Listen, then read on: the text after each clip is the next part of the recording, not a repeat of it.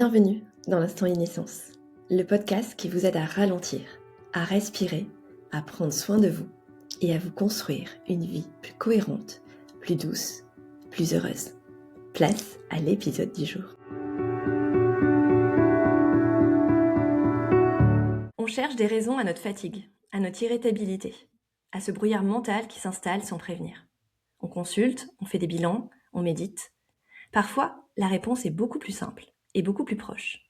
Elle est juste dans notre assiette. 3 fois par jour, depuis des années. Aujourd'hui, on va comprendre enfin ce lien et on repart avec des clés concrètes. Bienvenue dans l'Instant Innocence, le podcast où l'on parle de santé mentale, de bien-être et de transformation intérieure, en prenant le temps de relier à ce que l'on comprend à ce que l'on vit. Je suis Amélie Claire Gorès, fondatrice de la méthode Innocence, thérapeute intégrative. Et aujourd'hui, je reçois Bérengère Philippon. Alors Bérengère, on s'est rencontrés sur la scène de Mogador. C'était une belle rencontre sur une très belle journée. Et Bérengère est coach certifiée en nutrition, auteure chez Larousse avec plus de 400 000 lecteurs, je crois, de super livres. Je les ai même pas tout pris, mais j'en ai quasiment tous, avec des super recettes que je vous conseille. Et son approche tient en une seule phrase. C'est pas un régime, c'est un rééquilibrage. Et là-dessus, on se retrouve énormément. Manger mieux sans se priver, sans se punir, sans frustration. Alors, j'avais envie de cette conversation depuis longtemps et Potentiel Limité nous l'a offerte. Alors Bérengère, est-ce que tu peux te présenter? Bienvenue déjà. Bonjour, merci Amélie de me recevoir, c'est très gentil. Est-ce que tu peux te présenter toi avec tes mots, plus que ce que moi j'ai fait? Oui, bon, je vais faire court, mais en gros, oui, voilà, moi je suis auteure de livres de cuisine santé et c'est vrai que dans mes livres, j'explique toujours pas mal de choses avant de rentrer dans le pratique avec les recettes parce que je pense que c'est important de bien comprendre. Et puis, ben voilà, je suis également coach certifié en nutrition, bientôt micronutritionniste, là je suis en train de faire une formation. Et puis, ben, tu vois, je partage aussi beaucoup de recettes et d'infos sur mon compte Instagram qui s'appelle Zéro Sucre et IGBA. Ouais. Ouais, et je vous invite à le suivre, c'est un super compte. Alors, tu as fait 20 ans en marketing avant de tout quitter. C'est quoi le moment ou est-ce qu'il y a eu quelque chose où tu t'es dit, allez, c'est ça la nutrition et c'est maintenant et c'est vers ça que j'ai envie d'aller? En fait, c'est quelque chose qui m'a toujours animée. Tu vois, j'ai toujours lu beaucoup de choses sur la nutrition depuis que j'ai l'âge de 15 ans. D'ailleurs, j'ai fait des études en biologie et biochimie, tu vois, parce que j'aimais comprendre le corps humain. Et c'est vrai qu'à l'époque, j'avais cherché du travail là-dedans, hein. J'avais même pensé à faire des études de diététicienne. Et puis à l'époque, tu vois, il n'y avait pas de réseau. C'était mes parents, ils disaient que c'était pas une bonne idée parce que je gagnerais rien, que ce serait galère. Enfin, et donc, ben, tu commences après à t'éloigner un peu de tes rêves parce que la réalité reprend le dessus, quoi, et qu'il faut bien vivre. Alors, après 4 ans d'études, tu vois, à comprendre le corps humain et tout ça, bah, je suis partie sur le marketing parce que c'était quelque chose que je pouvais faire, tu vois, en un an, me remettre là-dedans. Alors, j'ai axé sur le marketing alimentaire, donc j'ai fait des études, un an de plus là-dedans. Mais après, je me suis retrouvée dans une entreprise qui faisait pas du tout d'alimentation. Puis après, ben voilà, je me suis oubliée, je pense. Je suis partie là-dessus parce que voilà, fallait bien gagner sa vie. Et puis, bah, évidemment, à 40 ans, revient la petite sonnette d'alarme de qu'est-ce que j'aime vraiment, ce qui a du sens pour moi. Et en fait, ben, quand je regardais, en fait, tu vois, c'est vraiment en regardant aussi ma bibliothèque que j'ai pris conscience. Je me dis, mais en fait, je dois avoir plus d'une centaine de livres sur le corps humain, la nutrition, Ah, plus autant en livres de cuisine, tu vois. Et je me suis dit, non, mais c'est une évidence, enfin, tu vois. Et donc, c'est pour ça que j'ai commencé à vraiment aussi faire attention à moi parce que j'ai commencé à avoir des petits soucis d'inflammation, de prise de poids, etc. à 40 ans. Et en fait, ça a été tellement une révolution alimentaire pour moi, en réduisant notamment le sucre. Et en fait, c'est une révolution dans le sens où ben je me suis sentie mieux, où tu vois, au niveau mental, au niveau évidemment du corps parce qu'il se passe des choses, et en fait tu retrouves une énergie et en fait c'était tellement fort que je me suis dit mais c'est absolument dingue et il faut que j'en parle dans un livre. Et comme si tu veux, je travaillais dans le marketing, mais dans le marketing des livres, ouais. notamment je travaillais aux éditions Hatier, tu vois, ceux qui font le Becherel, donc pour les enfants. Donc je me suis dit il faut que j'écrive un livre. Et donc, c'est pour ça que je suis partie là-dessus. Et je Génial. m'attendais pas du tout à un tel succès parce que c'est vrai qu'à l'époque, on parlait très peu de réduire le sucre. Et donc, ça a eu un impact vraiment, ça a boosté tout ça. Et petit à petit, j'ai continué, j'ai fini par quitter mon entreprise et donc vraiment partir sur aider les autres sur l'alimentation de façon simple et équilibrée, tu vois, sans non plus faire des régimes, sans se priver, mais en fait, vraiment le bon sens en fait dans Mmh. l'assiette. Alors quand tu dis zéro sucre, c'est pour toi, c'est quoi zéro sucre? De quoi tu parles exactement? Parce que globalement, le C'est vrai que sucre, le c'est un terme est mot un peu fort. voilà, Non, parce c'est un que peu fort dans le ça sens où ça veut recouvre pas beaucoup dire. de choses et quelque part, connaissant tes recettes, il y en a toujours un peu, mais de façon spéciale. Donc j'aimerais bien que tu précises ça aux auditeurs. Oui, le but, c'est vraiment de réduire le sucre. Ça va pas être de l'éliminer totalement, mais vraiment de le réduire et surtout de bien l'accompagner, parce qu'évidemment, il y a des petites astuces. Et donc, le fait de faire ça, ça va avoir un impact en fait énorme sur l'alimentation. C'est pour ça qu'on va pas avoir cette frustration. Le sucre, c'est pas mauvais en soi si on en prend de très peu, tu vois. Et c'est vrai que les gens souvent se disent, oh là là, s'il faut que je mange plus de sucre, ça va être l'enfer. Et même moi, je l'ai pensé au début. Et si tu veux, ayant fait aussi du diabète gestationnel, donc pendant ma grossesse, je me suis dit, mais c'est horrible. C'est parce qu'à l'époque, si tu veux, je j'avais pas le choix et en fait, vécue comme une punition et surtout que je j'avais pas en plus, j'étais alitée, donc je pouvais pas vraiment cuisiner. Donc en fait, j'ai trouvé ça absolument atroce et je me suis dit: «J'espère que j'aurai jamais de problème plus tard» et évidemment qu'à 40 ans, quand tu vois ta glycémie qui augmente, ça te refait une petite sonnette d'alarme et tu dis: «Ouh là!» Et là, en fait, j'ai pris les choses autrement. Je me suis dit: «Non, ça va pas être, ne plus en prendre, ça va être de vraiment le réduire, de trouver des astuces» et c'est vrai que, j'ai fait plein de tests et après tu vois l'impact sur, ton analyse de sang donc tu vois que ça fonctionne et sur l'énergie, tu le ressens donc et Ouais, c'est ça se pour voit ça que très c'est pas voilà, c'est pas frustrant dans le sens où tu vas pas tout enlever mais tu vas, réduire et mieux accompagner. et alors dans tous ces sucres, c'est lesquels qui posent le plus le problème? Et ceux qu'il faut Ben vraiment un peu traquer quelque part? on va dire que c'est vrai que c'est le plus facile à reconnaître, c'est celui qui a un goût sucré, forcément, parce que voilà, on le repère direct. Et c'est vrai que ça, c'est facile, c'est dans tout ce qui va être tous les aliments sucrés. Mais ça ne veut pas dire que donc je te dis, on enlève tout. Par exemple, dans un fruit, c'est vrai que ça contient du sucre, mais derrière, il y a les fibres. Et donc, ça va pas avoir du tout le même impact. Et puis, en plus des fibres, il y a des vitamines, des minéraux. Enfin voilà, il y a plein de choses. Donc, faut surtout pas se dire, je mange plus de fruits. Bien sûr que non. Donc là, Par contre, on va éviter. tu es en train Mmh. d'introduire l'index glycémique, qui était ma question d'après, donc c'est parfait. Donc quelque Voilà part, c'est et ça. ouais, tout à fait. En fait, c'est ça, c'est que si on mange des aliments qui ont un index glycémique, plus bas, c'est-à-dire qu'ils vont pas avoir, en fait, l'index glycémique, c'est la capacité à augmenter le sucre dans le sang et donc c'est vrai qu'un aliment qui va avoir un index glycémique élevé, il aura tendance à, faire monter la glycémie plus vite qu'un autre et donc par exemple, un jus d'orange a un index glycémique plus élevé qu'un fruit entier parce que dans le fruit, il y a les fibres et dans le jus, il y a plus de fibres. Donc c'est ça qui va faire la différence. Donc quand on sait ça, voilà, tu peux te faire plaisir avec une pomme plutôt qu'un jus de pomme. Voilà. Alors c'est sûr que c'est pas la même chose, hein, mais je trouve que ça permet de se dire que c'est pas interdit. C'est juste qu'il y a une façon de manger.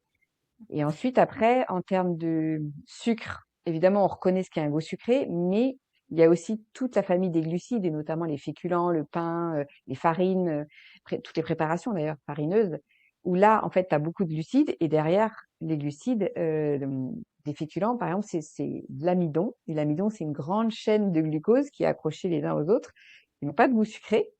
Et évidemment, quand tu les manges, tout va être digéré et découpé en forme de glucose et du coup, de sucre. Donc c'est pour ça que Voilà. ça veut dire que le corps a besoin de glucose, donc on va pas le réduire et enfin supprimer les glucides, bien sûr que non. Ça va être, on va essayer d'en manger un peu moins parce que souvent l'assiette est complètement déséquilibrée et voilà, moi je vois souvent partout et même moi la première. Avant, on avait tendance à faire ça, hein, à se dire ah bah les féculents c'est plus de la moitié de l'assiette quoi et on mange un petit peu de protéines, trois petits morceaux de légumes et c'est tout. En fait non, là c'est complètement déséquilibré, tu as beaucoup trop de féculents et les féculents, faut en manger un peu moins, faut l'accompagner de fibres avec les légumes pour réduire l'index glycémique du repas et comme ça tu as une assiette équilibrée. Et c'est vrai que voilà, il faut faire attention au type d'aliment, donc l'index glycémique, est-ce que ça va avoir un index glycémique bas ou pas et est-ce que la quantité est pas trop importante?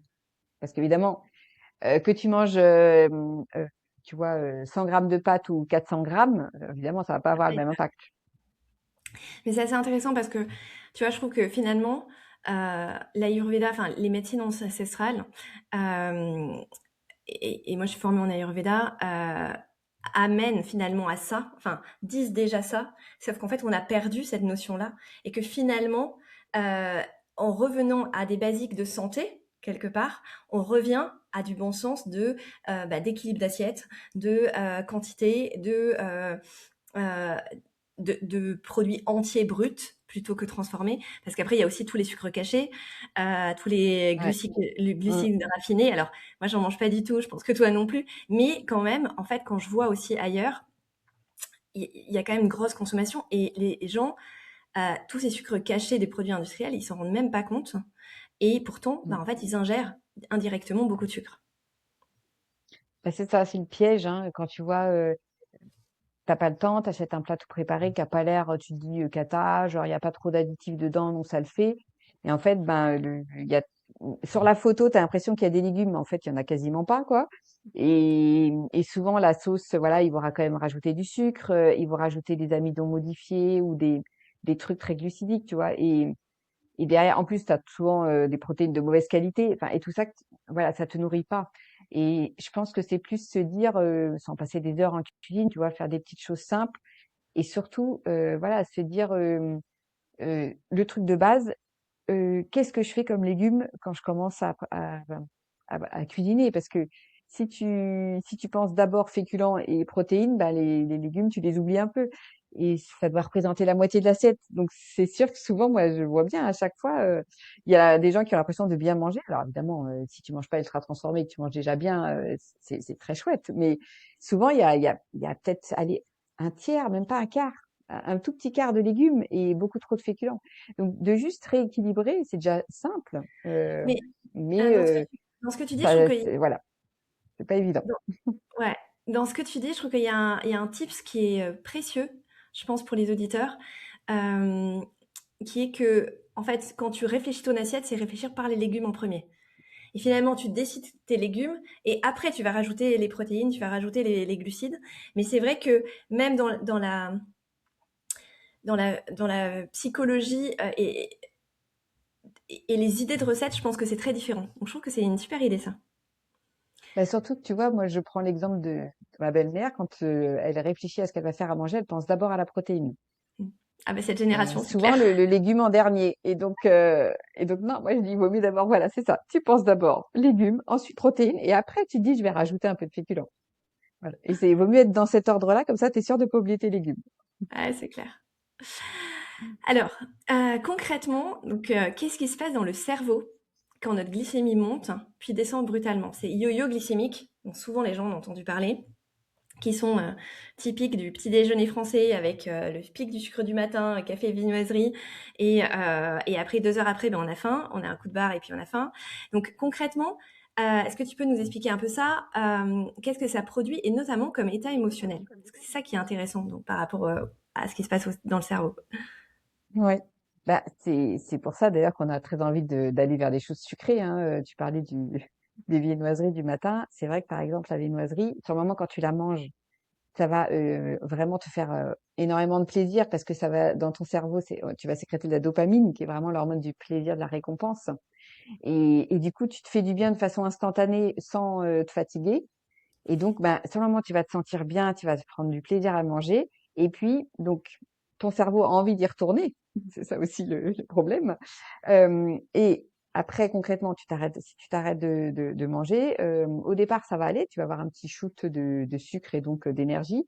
Mais très vite, au bout d'une demi-heure, 1 heure, allez, peut-être 1 heure et demie, ça dépend ce que tu manges au total. Mais très vite, tu vas te retrouver, voilà, vraiment ouais, 1 heure et demie, on va dire, après le déjeuner, le petit déjeuner, vraiment ce côté où tu te sens pas bien, parce qu'en fait, justement, la glycémie aura rechuté fortement, tu seras limite peut-être en hypoglycémie, donc tu vas commencer à être irritable, avoir des problèmes de concentration, un coup de fatigue, et ben forcément, tu vas commencer à être obnubilé par aller rechercher une dose de sucre. Et donc là, ça va être un peu la spirale infernale où tu vas en reprendre et tu vas te ressentir bien. Et à niveau 2 heures après, paf, le crash où tu vas avoir recommencé. Et en fait, ça crée vraiment ces montagnes russes de la glycémie et ça te rend vraiment pas bien, quoi. Et pas bien, mais aussi derrière, qui dit glycémie qui augmente forcément dit insuline qui est l'hormone qui va réguler la glycémie. Et donc, l'insuline, c'est vraiment l'hormone du stockage. Donc, en fait, tu vas finir par trop stocker et c'est comme ça aussi après qu'on prend du poids. Et l'insuline, elle va t'inflammer. Enfin, c'est tout un cercle vicieux, hein. Et c'est vrai que quand tu t'es habitué à avoir en fait ces pulsions sucrées en permanence, tu t'en rends même plus compte. C'est entre guillemets physiologique. Tu as besoin de ta dose, quoi, entre guillemets. Et quand tu t'en libères un peu, mais c'est là où tu te rends compte aussi que c'est impressionnant. Enfin, moi, ça m'a vraiment scotché de voir que j'avais moins d'envie de sucre parce que j'avais réduit et que c'était avant, je vivais un peu sous contrôle comme ça En mode de mon accro. cerveau qui m'obligeait à aller rechercher, à en rechercher toujours plus, quoi. Et quand tu t'en libères, c'est là où tu t'en rends compte vraiment. Tu dis ah oui, en fait. C'est c'est dingue, maintenant j'en ai moins envie. Ouais. Est-ce que c'est pareil sur les produits zéro sucre? Enfin, light. C'est-à-dire typiquement, Mmh. est-ce que tu as le Les même effet, édulcorants, tu veux dire? ouais, au niveau mental, tu vois, entre un Coca zéro et un Coca normal? Bah, en fait, le problème, c'est que alors tu vas avoir, pareil, un peu ce côté dopamine, parce que ça te fait du bien et cetera. Le problème, c'est que ça va quand même leurrer ton cerveau qui attend du coup, lui, du sucre, tu vois? Et qui n'en a pas vraiment avec l'édulcorant. Et puis, ça va, entretenir en fait ce cette envie toujours de sucre. Donc en fait, pour moi, c'est pas du tout la bonne solution. Vaut mieux se dire, à la limite, si on a vraiment envie d'un coca, ben, on prend un coca normal, à la limite, Ouais. mais que ça soit surtout de façon très occasionnelle. Enfin, voilà. Et puis, si tu as fait du sport avant. Donc, pour moi, c'est pas automatiquement interdit. C'est juste que, voilà, il faut trouver le bon moment pour le prendre. Et après, quand on a envie de boissons sucrées, de se dire, à la limite, trouver des boissons sucrées qu'on va sucrer nous-mêmes. Tu vois, par exemple, les gens qui prennent du thé sucré, je leur dis, ben, tu as cet avantage de pouvoir te dire, je le sucre moins petit à petit, jusqu'à au bout d'un moment ne plus en mettre. Et parce que passer de je prends un thé sucré à pas du tout sucré, ça peut être un peu dur. Mais si tu le fais très progressivement, moi j'ai fait ça avec mes enfants, maintenant ils le boivent sans sucre. Donc c'est pas quelque chose de compliqué. D'ailleurs, le café, tout le monde fait ça, hein, et en général ça passe très bien. Alors que dans un soda, tu peux pas faire ça.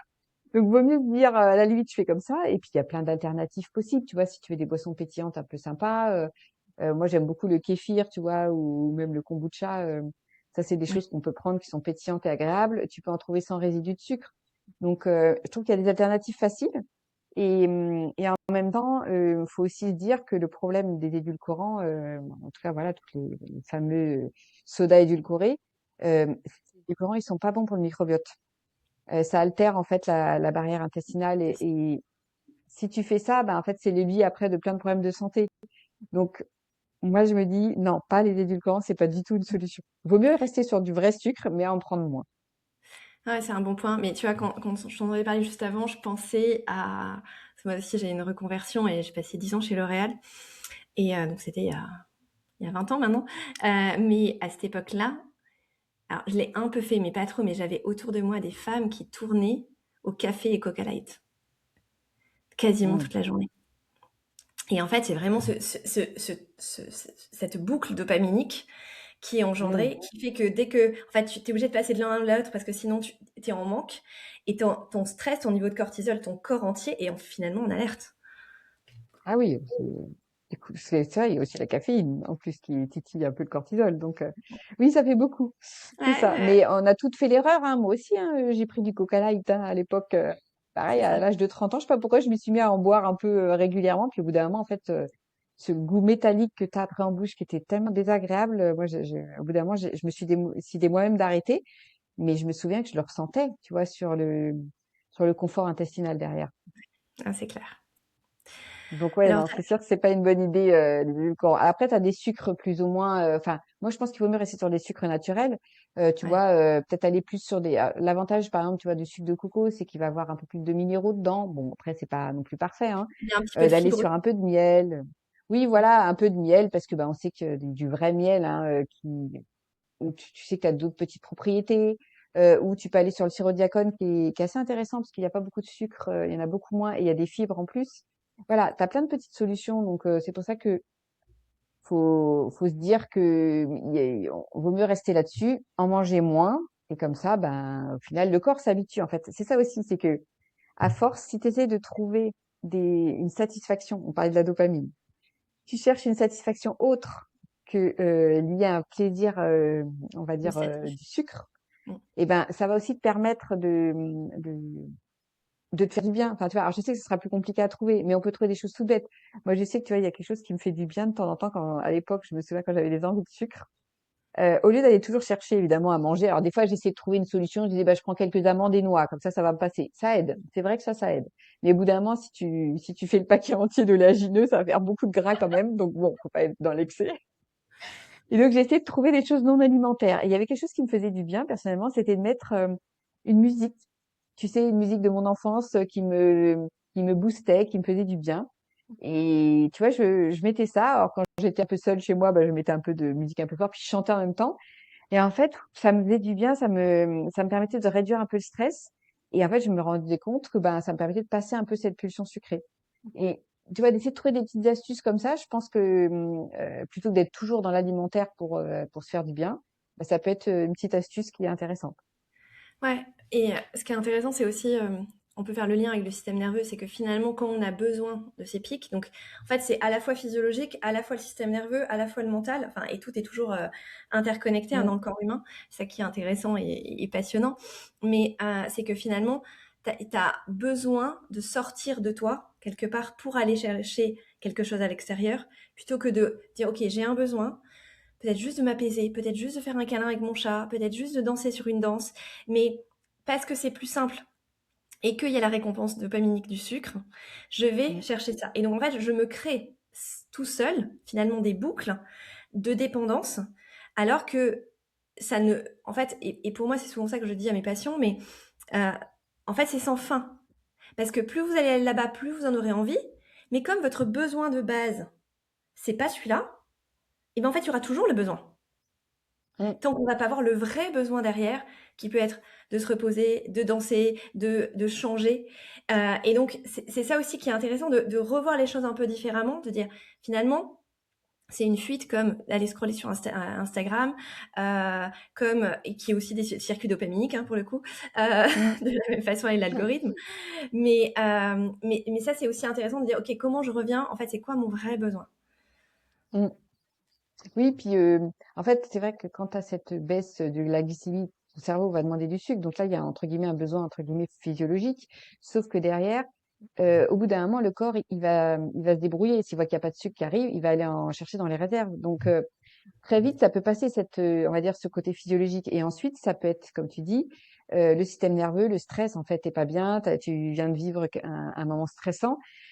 Tu as besoin de te calmer et bah, si tu vas chercher du sucre, ça va t'aider. Et donc là, ça a peut-être rien à voir effectivement avec une baisse de la glycémie peut-être. Et donc à ce moment-là, ben de prendre un petit moment pour souffler autrement, tu vois, faire juste un petit étirement, Oui, aller respirer. faire un tour dehors, j'en sais rien, enfin voilà, ou écouter une musique, enfin, et bah, un petit peu de cohérence cardiaque aussi, tu vois. Et ces petits exercices très simples vont faire passer un petit peu cette vague d'émotions qui arrive en fait. Et donc bah, à force, on va se dire: «Ah bah tiens, j'ai réussi à gérer entre guillemets cette petite crise, ça va mieux maintenant.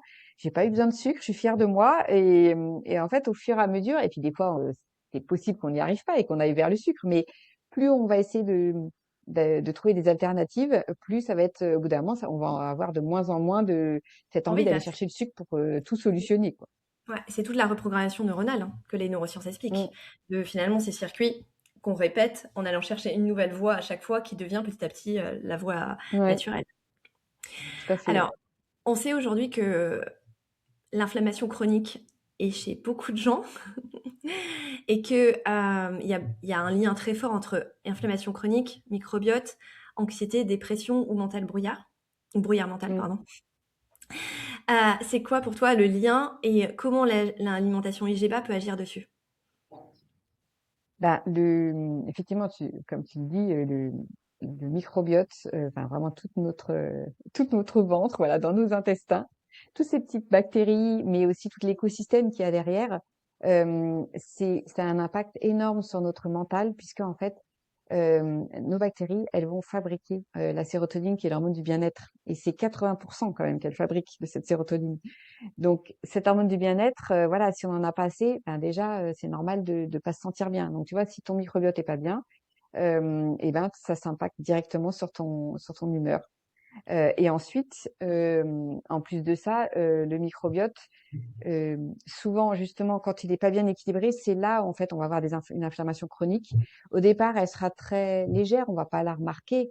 Ça peut se manifester quand même, une inflammation chronique par des problèmes de peau, tu vois, des petites douleurs articulaires par-ci par-là. Et puis au bout d'un moment, quand ça fait évidemment, le corps il est quand même armé, il sait faire pas mal de choses. Mais quand vraiment, au bout d'un moment, on est trop dans l'inflammation, que là le microbiote est totalement altéré, ben ce qui va se passer, c'est que tu vas avoir des maladies un peu plus graves, tu vois, des maladies auto-immunes aussi. Et donc là, ben là, tu vas vraiment te rendre compte que tu as vraiment une inflammation chronique. Mais c'est vrai qu'avant d'en arriver là, heureusement, on peut faire beaucoup de choses. Et c'est vrai que par exemple, une inflammation chronique très légère au début, qu'on ressent pas physiologiquement nous, on peut la mesurer avec, tu sais, la CRP ultrasensible Ouais. au niveau de l'analyse de sang. C'est le marqueur numéro un. Il y en a d'autres, hein, mais donc ça peut être intéressant, par exemple, de le faire. Mais vraiment la CRP ultrasensible. Si on fait la CRP tout court, ça suffit pas. Donc ça peut nous donner un petit indice, mais de toute façon, on ressent un peu dans le corps. Voilà, je te parlais des manifestations comme juste des problèmes cutanés. Moi, j'avais un reste d'acné, tu sais, qui persistait. Et c'est aussi une forme d'inflammation, en fait, l'acné. Bah oui. Et c'est vrai que, ouais, quand on est ado, on va dire que c'est surtout hormonal, tu vois. Mais quand t'as 40 ans, c'est plus très normal d'en avoir. Et en fait, ça a été hallucinant que quand j'ai changé mon alimentation, et ben, tout est parti. Et c'est pas revenu. Alors, ça faisait plus de 20 ans que j'essayais de m'en débarrasser. Et je me dis, c'est dingue. Enfin, tu vois.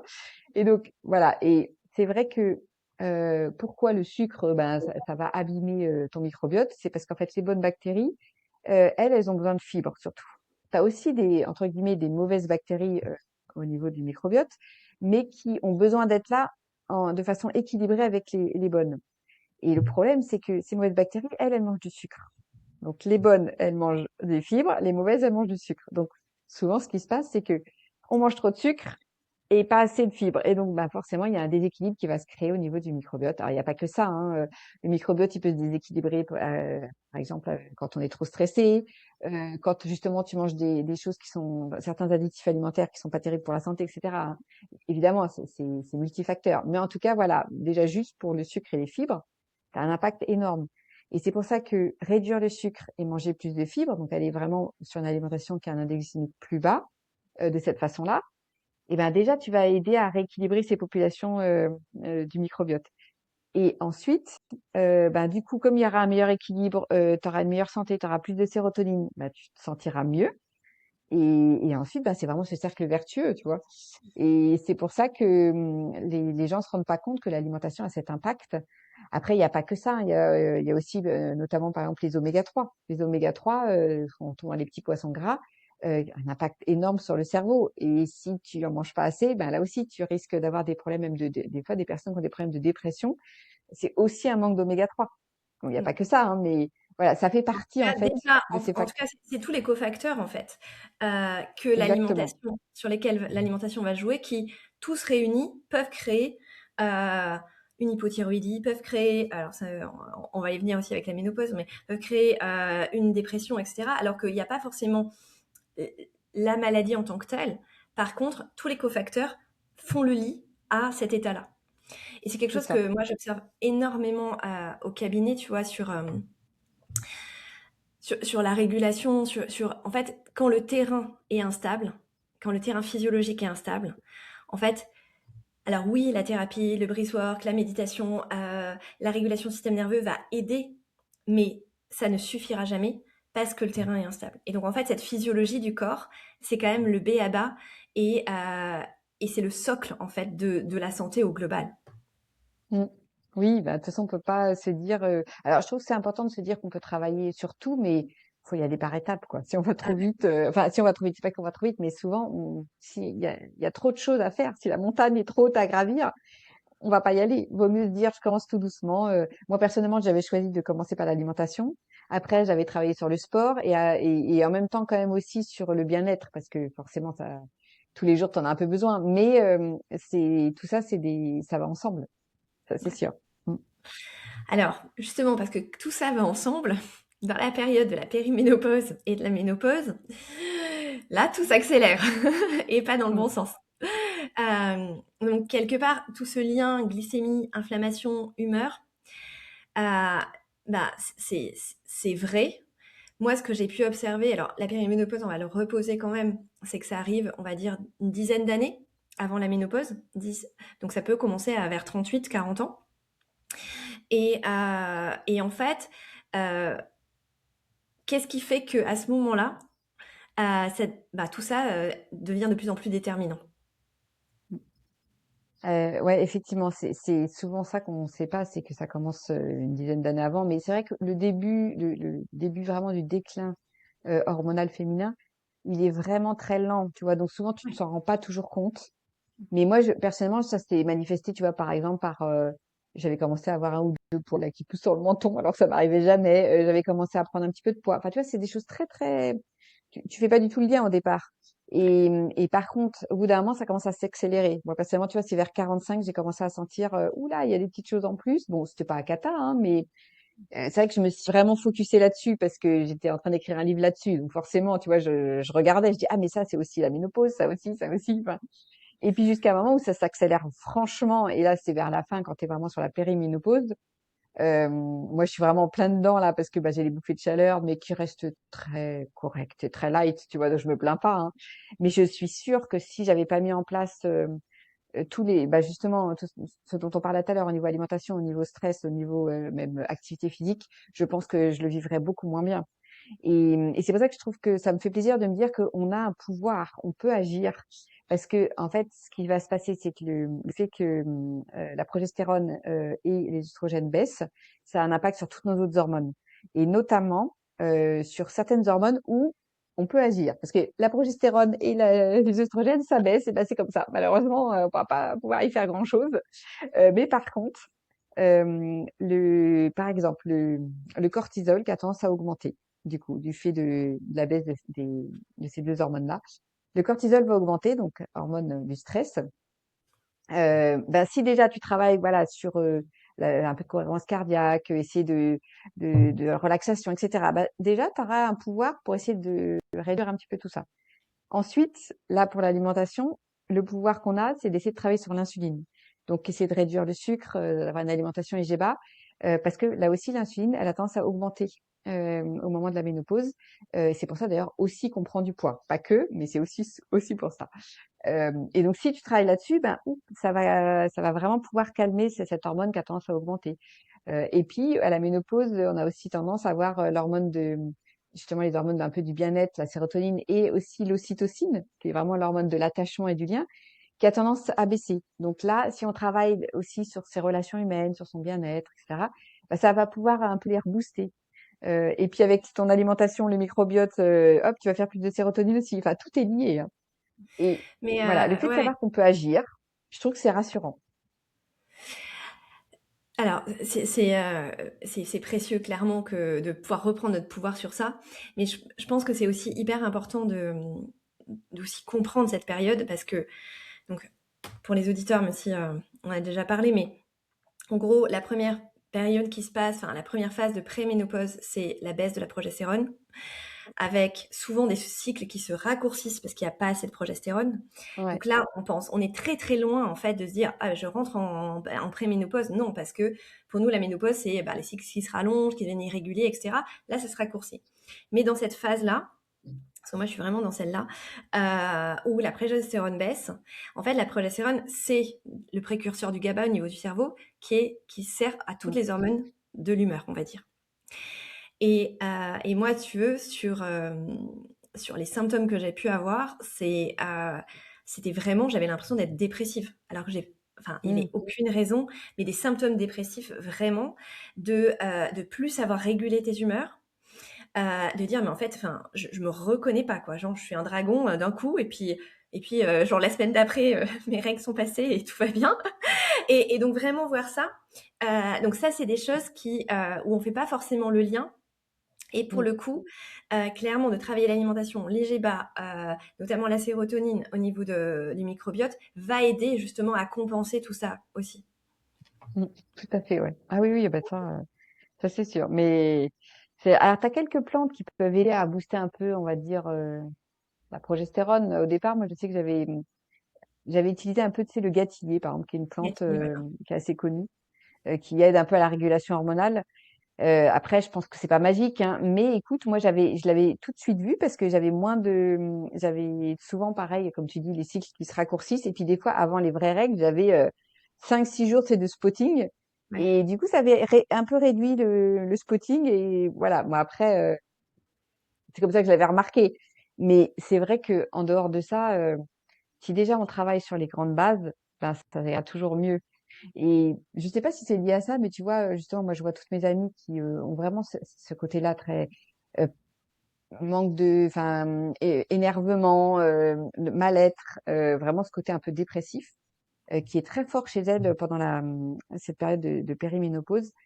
Et ben, c'est marrant, moi, c'est quelque chose que je ressens pas du tout. Alors, j'ai d'autres petits trucs, hein, tu vois, j'ai les bouffées de chaleur, etc., qui sont là, mais ça, c'est quelque chose que j'ai vraiment pas. Et je me dis, euh, je pense que tu vois, le fait de travailler voilà, sur l'alimentation, sur le lien social, sur le bien-être, etc., sur réduire le stress, tout ça, je pense que ça va vraiment calmer au niveau hormones en fait.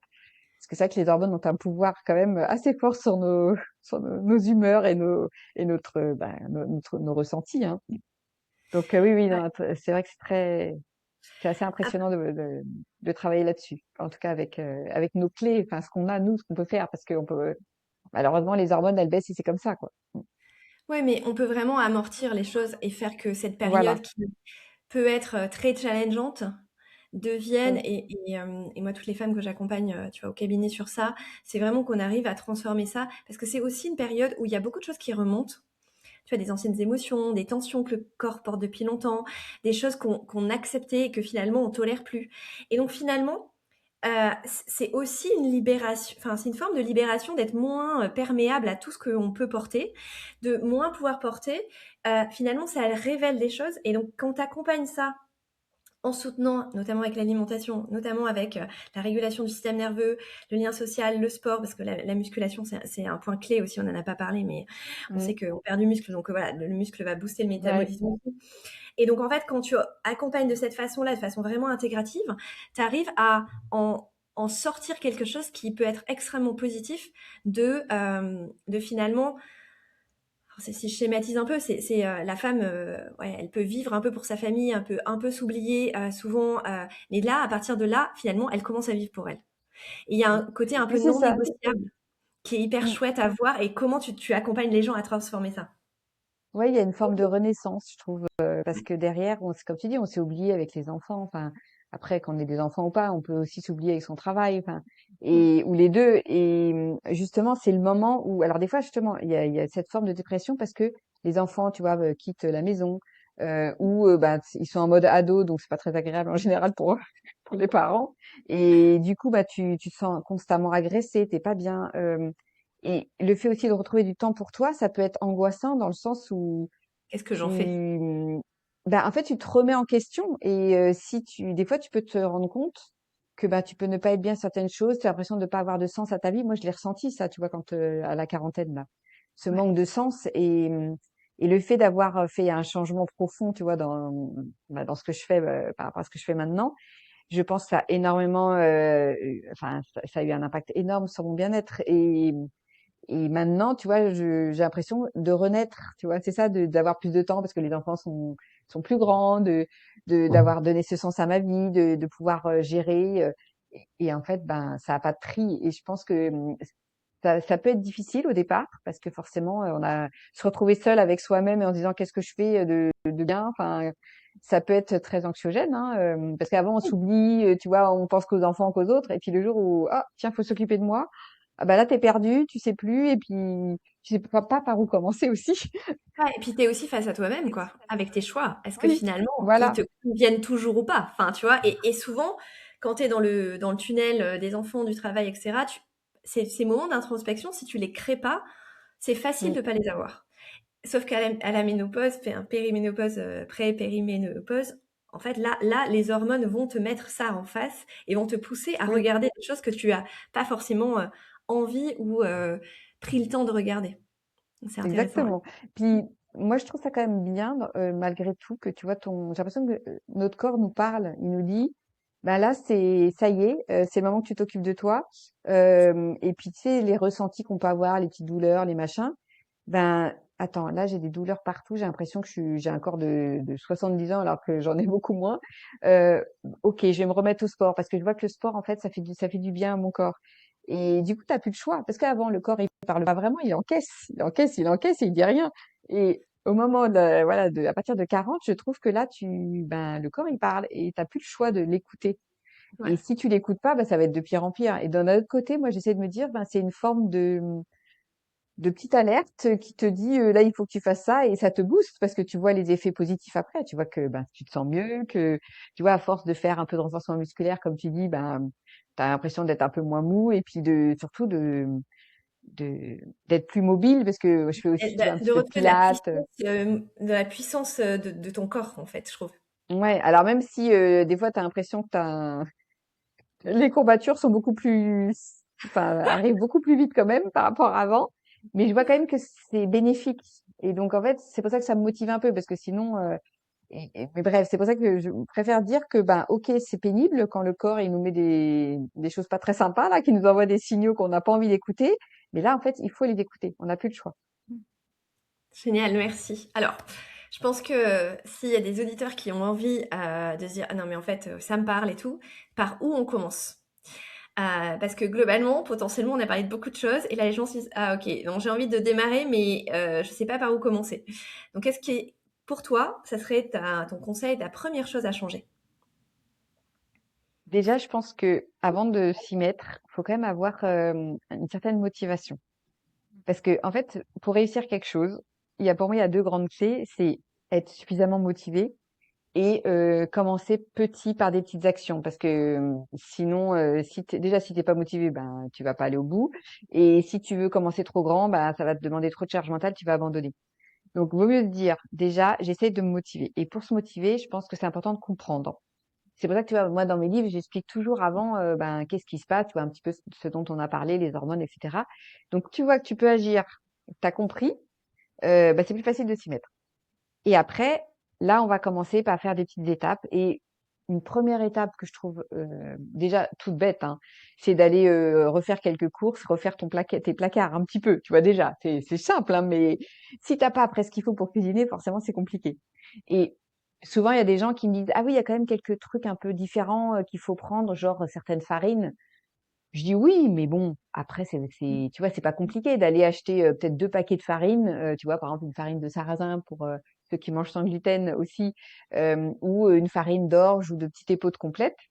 Euh, voilà, c'est des farines un peu passe-partout, mais une fois que tu les as, ça y est, c'est bon, tu peux faire plein de choses. Donc voilà, pour moi, c'est pas non plus, je propose jamais dans mes recettes des trucs complètement hyper bizarres qu'on trouve pas, quoi. Donc voilà, une fois que tu as fait ton placard, de te dire je commence d'abord par le petit déjeuner parce que c'est un moment assez facile dans le sens où t'es chez toi en général.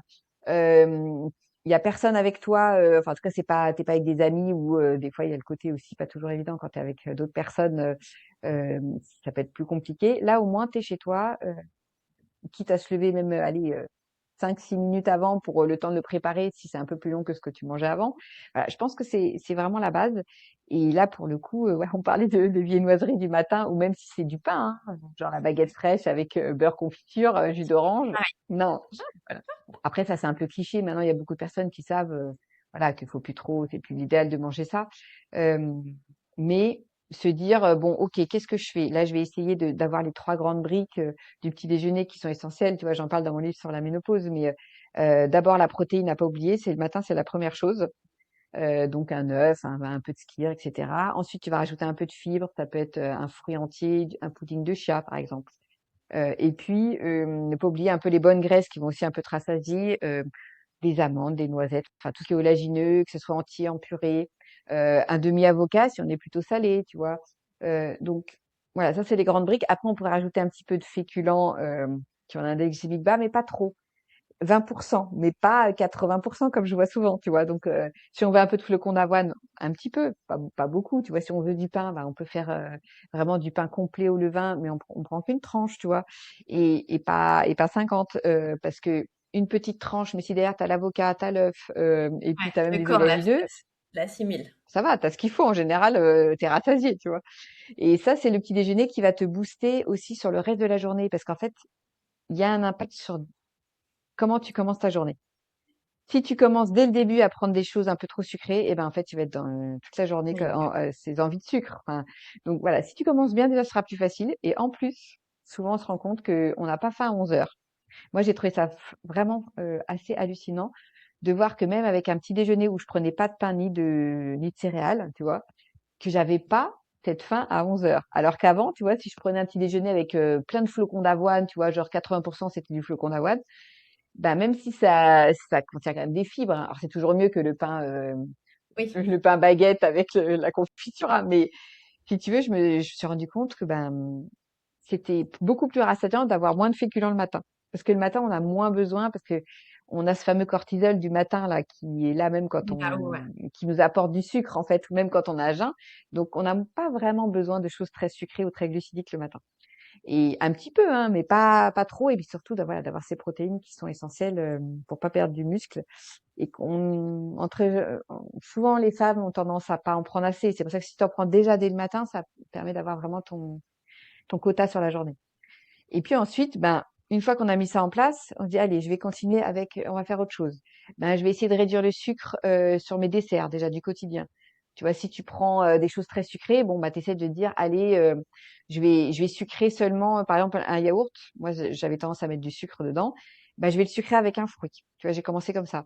Et puis après, bah, tiens, pour que ce soit plus gourmand, je vais rajouter un petit peu de purée de noisettes, parce que j'aime bien ça. Enfin, et là, une purée de noisettes sans sucre, hein. Ouais. Donc, au final, tu te rends compte, la quantité de sucre est très faible, alors qu'avant, j'avais tendance à prendre le yaourt avec du sucre, plus des petits gâteaux et du chocolat, tu vois. Donc, Ouais, ou simplement le carré de chocolat à 80-90%, tu vois. Ça, t'as ta note voilà, sucrée et t'as quasiment zéro sucre. Donc, voilà. Alors après, c'est sûr que moi, au départ, tu vois, je prenais du chocolat au lait, j'adorais ça. De passer au 70-80%, c'était pas oui, envisageable. Mais en fait, oui, là aussi, on y va par étapes. J'ai ouais. augmenté petit à petit, j'ai trouvé du chocolat au lait à 65%, même à 55 si j'ai essayé d'augmenter. Et à un moment, j'ai switché vers le noir 70. Après, j'ai remarqué qu'il y en avait certaines variétés de cacao qui étaient plus ou moins amères, donc j'allais vers le Ouais. chocolat qui était le moins amer. Et en Ou plus fait, ou moins maintenant, acide. j'adore le chocolat noir. Je ne peux plus prendre du chocolat au lait. Donc, en fait, c'est vraiment des petites habitudes. Et si tu vas tout doucement par palier, tu t'habitues et après, c'est facile. Donc, en fait, je pense que c'est comme ça qu'il faut voir. Tu vois, après travailler sur les desserts, tu vas travailler sur ton assiette plus de légumes, ça on en avait parlé. Et puis après, te dire, bon allez, là, ça y est, j'ai réussi à mettre plus de légumes, maintenant je vais faire quoi? Ah bah tiens, mes féculents, je vais essayer de prendre des féculents qui ont un index glycémique plus bas. Donc prendre plutôt des choses vraiment complètes, ou tu vois, tout ce qui est quinoa, sarrasin, les légumineuses aussi, qui sont quand même moins glucidiques et qui contiennent plus de fibres. Voilà. Et en fait, après, ben, toutes ces petites briques, tu les auras mis en place et ça va le faire. Et même si ça prend 6 mois, 1 an, c'est pas grave.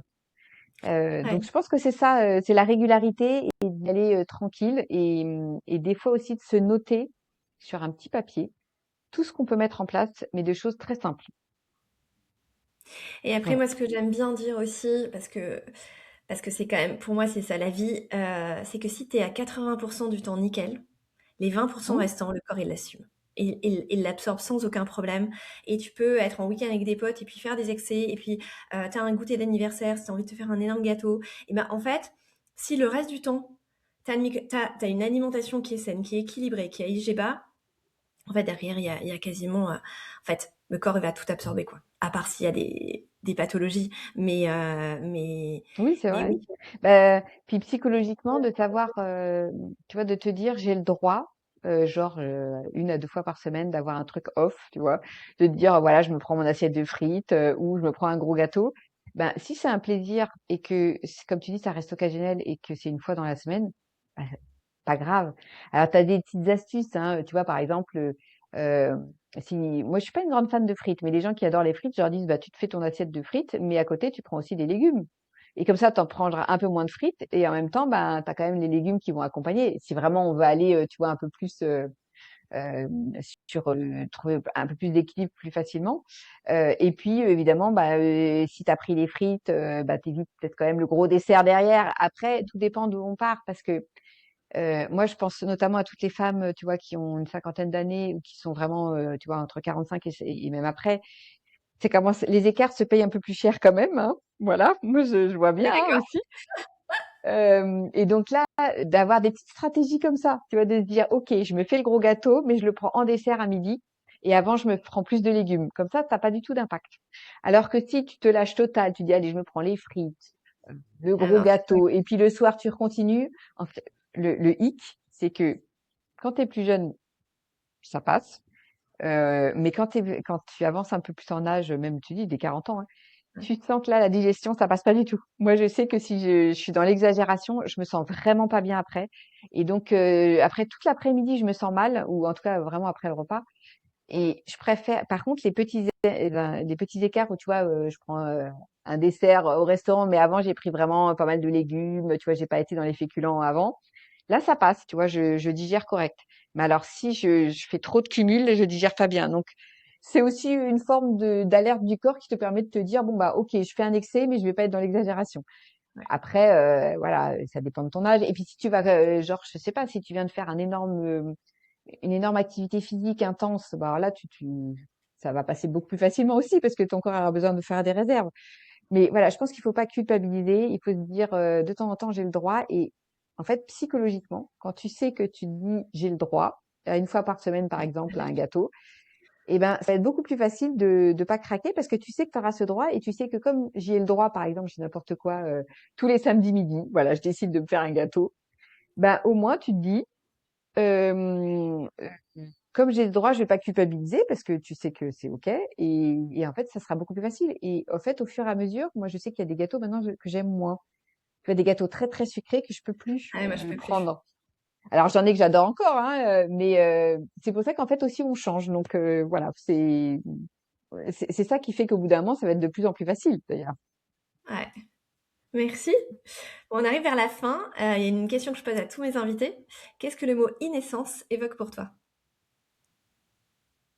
Ouais, j'entends renaissance dans ce terme, vraiment de se dire que on peut au final en faisant des changements renaître parce que euh, voilà l'alimentation on n'a pas l'impression que ça a un impact comme on disait sur l'humeur sur le cerveau mais en fait dès que tu mets toutes ces petites choses en place tu revis tu te ressens plein d'énergie et du coup comme tu te sens mieux et plein d'énergie tu auras envie d'aller faire des choses qui vont te faire du bien et du coup voilà ce côté renaissance en fait pour moi c'est voilà ça me fait penser en tout cas à ça.